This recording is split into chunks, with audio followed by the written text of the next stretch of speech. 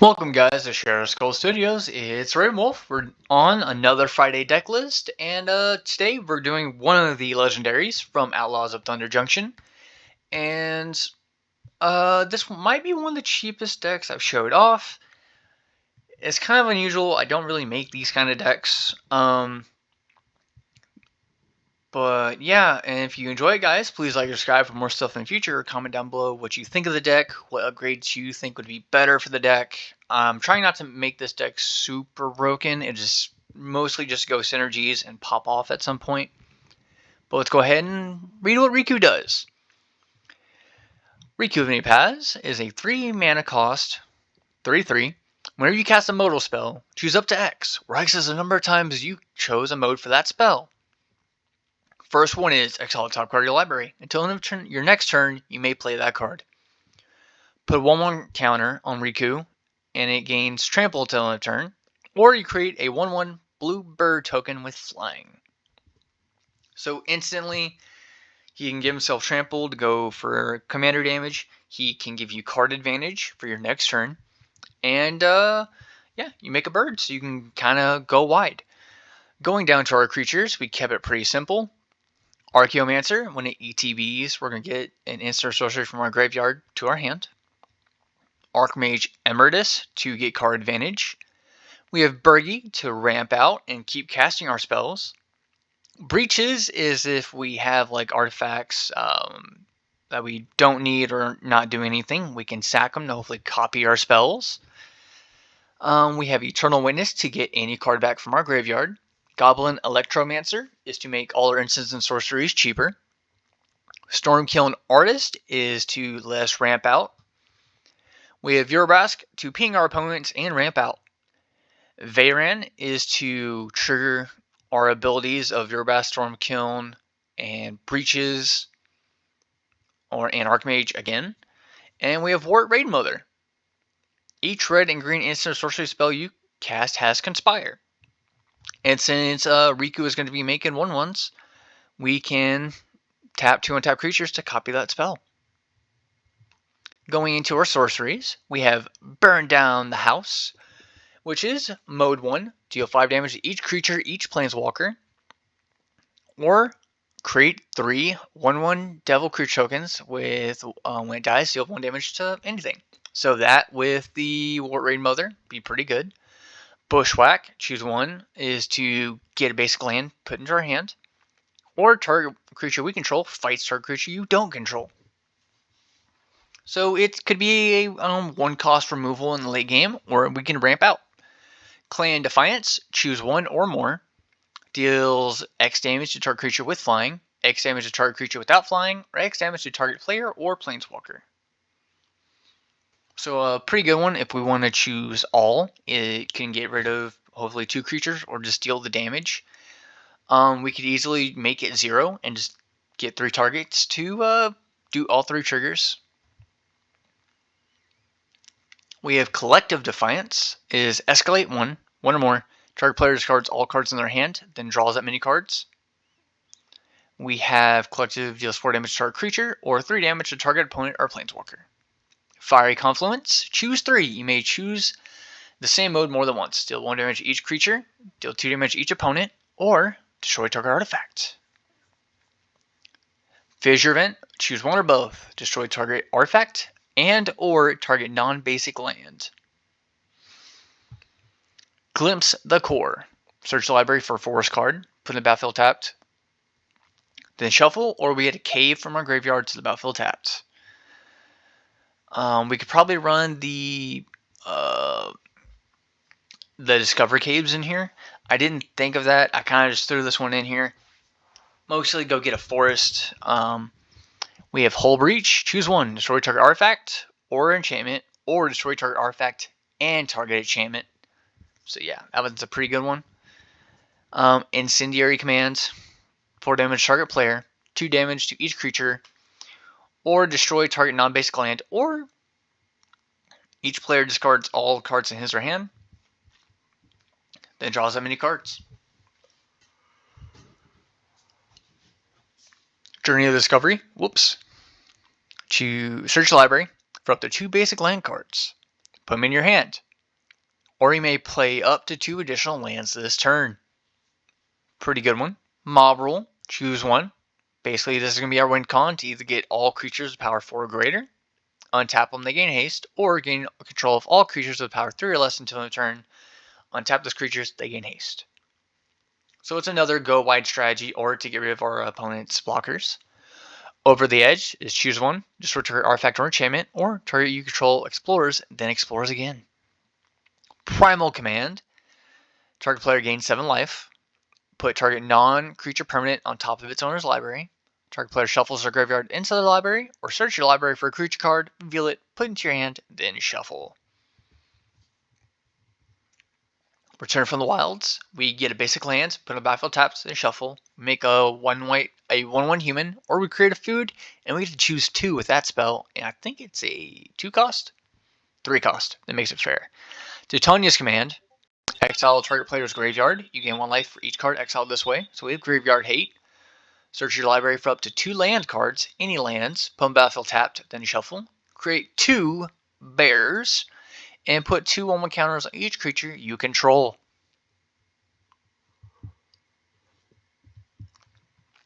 And yeah, that's another, was it a 6 drop, but still pretty good. Going to our instance, we have a Braid for artifact removal or 3 damage to our creature. Applied Biomancy to bounce a thing or just give target creature +1/+1. Archdruid's Charm. We get for a creature or land, reveal it, put on the battlefield tapped if it's a land, otherwise put it into your hand, then shuffle. Put 1 counter target creature you control. It deals damage equal to target creature you don't control, and exile a target artifact or enchantment. So it's pretty good removal. A little hard to cast because of a 3-color deck, but we'll try. Archmage's Charm. Counter target spell, draw 2 cards, or gain control of target non-land permanent mana value 1 or less. Artistic Refusal. Convoke. We're going to be making dudes anyway. We choose one or both. Counter target spell, draw 2 cards, then discard a card. We have Atarka's command, choose 2. Target player. Your opponents can gain life this turn, 3 damage to each opponent. Put a land card from your hand on the battlefield. Or creatures you control get 1/1. And reach until end of turn. We have a Branching Bolt. Choose one or both. Deal 30 damage to target creature with flying, or deal 30 damage to target creature without flying. Brutal Expulsion. One or both. Return target spell or creature to its owner's hand. Deals 2 damage to target creature or planeswalker. If that permanent would be put into a graveyard this turn, exile it instead. Cast into Fire. 1 damage to each of up to 2 target creatures, or exile target artifact. Change the Equation is going to be a counter spell that hates on red and green. Confounding Riddle. We can look at the top 4, put 1 in our hand, or we can counter target spell unless its controller pays 4. Decisive Denial is makes our creatures fight, or we can counter target non-creature spell unless its controller pays 3. Defabricate, counter target artifact or enchantment spell. If a spell is countered this way, exile it. And counter target activated or triggered ability. So we have we're kind of doing a little bit of control here, but we want to use the control to go wide and go aggro. Display of Dominance. Destroy target blue or black non-creature permanent. Permanents you control can't be the targets of blue or black spells your opponents control this turn. Evolution Charm. Search library for a basic land card, put in your hand, shuffle. Return target creature card from your graveyard to your hand, or target creature gains flying until end of turn. Flame of Anar. Choose one. Sorry, I've been really tired and yawning all day. If you control a wizard, as you cast a spell, you may choose 2 instead. Target player draws 2 cards, destroy target artifact, or 5 damage to target creature. Great Train Heist. It's a spree card. Untap all creatures you control. If it's your combat phase, there's an additional combat phase this turn. Or creatures you control get +1 in first strike. Or choose target opponent. Whenever creature you control deals damage to that player this turn, create a tapped treasure. Heroic Intervention to protect our stuff. I thought there was a cheaper Heroic Intervention, but I guess not. Is that really the cheapest? Insidious Will. Counter target spell. Choose new targets for target spell, or copy target instant sorcery spell. You may choose new targets for that copy. Is it Charm? Choose counter target non-creature spell unless its controller pays 2. Do 2 damage to our creature, or draw 2 cards, then discard 2 cards. Prismari Command. Choose 2. 2 damage any target. Draw 2 cards, discard 2 cards. Target player creates a treasure token, or destroy target artifacts. Same thing with like Quandary Command. And I guess I'm not going to really go into more of these because it's mostly the same thing. But we'll go into Artifacts, Arcane Signet, Chromatic Lantern, Commander Sphere. Glamdring is to hopefully let us cheat out a mode spell. Kylox's Volt Strider is to hopefully like get some artifact instant sorcery recursion. Mind Splice Apparatus is to make our instant sorceries cheaper. River Song's Diary is to basically get some instant sorcery recursion again. Rod of Absorption is the same thing. Sentinel Tower is to kind of burn our opponents and combo off. We have Soul Ring, a Wizard Spellbook to get instant sorceries back. Now, the lands are the most expensive part of this deck. If I were to remove the lands, this deck would probably be like $100, probably $90. We have a Breeding Pool, Command Tower, Dreamroot Cascade, Evolving Wilds, Exotic Orchard, 5 Forest, Hinterland Harbor, 7 Islands, Mossfire Valley, 5 Mountains, Rejuvenating Springs, Riverglide Pathway, Steam Vents, Stomping Ground, Storm-Carved Coast, Sulphur Falls, Temple of Epiphany, Temple of Mastery, and a Training Center. And yeah, guys, as you can see, this deck is a total of $218. And that's, like I said, a lot of that is just the lands. You could easily go with cheaper dual lands if you wanted to. Going ahead, let's play test it. We'll draw for turn. We'll do, since we have nothing, Mossfire Valley. Next turn, Mountain. What does this do? We'll keep it. Next turn, we'll do Breeding Pool, paying 2 life.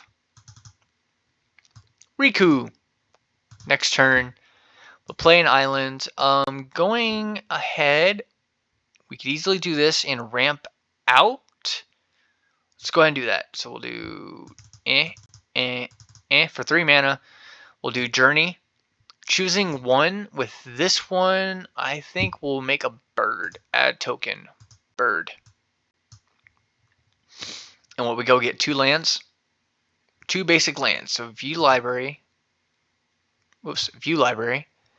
We want a forest and an island. So island, forest, close and shuffle. We'll go to discard. We'll discard Mob Rule. Because was it 1, 2, 5, 6, 7? Yep. So turn 4. We'll do Sulphur Falls. And we'll do... We'll probably save some of these because we have like counter spells. But to show the deck off, let's say we'll try and go aggro. So we'll do this, this, and this again. We'll do Prismari Command. And what we'll do is we'll say we blow up an artifact and hit our opponents for 2. We got to choose 2. For this one, I will add a counter and make another bird.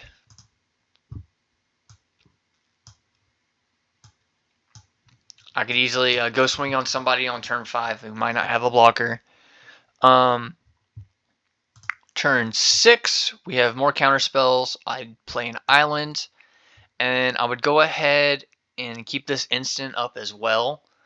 So like on our opponent's turn, say we did this. Say we countered a spell.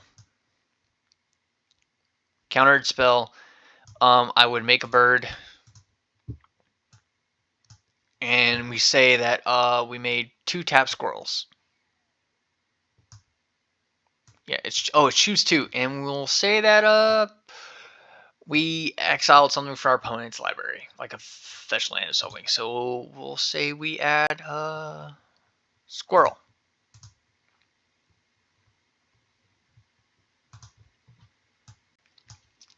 And on turn 6, you see our board is full. We're doing stuff. Turn 7, we could easily do this and this. Do Electromancer. We hold up a counter spell. We could do. Let me see. No, because we need 3 mana to do this. So we'd hold up mana for that. But yeah, let's go ahead and do game 2, guys. Game 2. The problem is decks like this in my Tasha deck require me to see what my opponent's doing. But yeah, so going this one, we have a good hand. We'll do Command Tower. And we probably do that one. Next turn, we'll do the Exotic Orchard. And we don't have enough mana to do. We'll cast Glamoring. Turn 3. We'll go ahead and ramp because we need to. I'm going to go grab an island. And we'll play it. Turn 4, we're going to go ahead and cast our commander. Turn 5. I think I misplayed it. I think I accidentally did a thing, but that's fine. We have 4 mana. We can easily do Brutal Expulsion holding it up. So we'll say we use it on our opponent's turn. We're putting a counter. And then we're going to go ahead and add a token. So on our turn 6, we'll call Breeding Pool. Hitting ourselves for 2. We could easily do that. Or Branching Bolt. Let's go ahead and restart one more time. We'll draw for our first turn. We're immediately going to do Bushwhack because our hand's a little low on lands. So let's go ahead and we're going to grab a mountain. Boom. We put into our hand, right? Yep, put in our hand. Turn 2, we're going to play the island, play Grammering. Turn 3, mountain, Riku. Boom.